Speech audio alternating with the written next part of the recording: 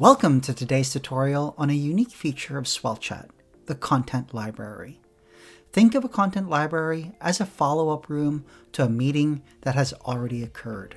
By accessing the content library, you'll be able to reference important information about each of your meetings and easily share relevant documents or content your meeting guests may not have downloaded or received during the meeting. So, let's get started.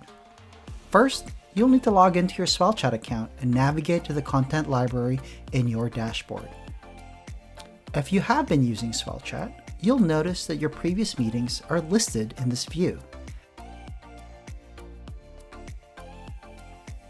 Here, you'll be able to identify which meetings occurred,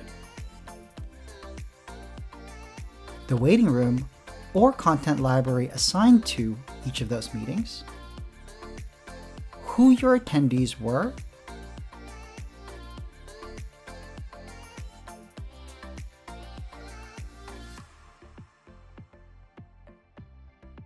the documents that were shared using the waiting room, and when the meeting occurred. From here, you'll also be able to reshare the files previously shared in the waiting room, just in case your guests weren't able to download them in the previous meeting.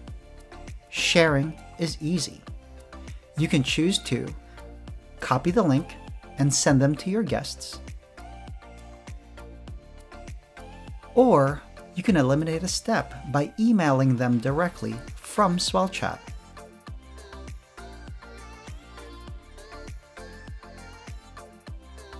And there you have it.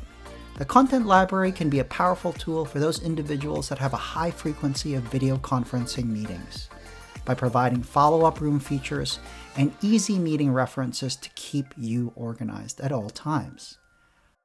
Thanks for watching and have a swell day.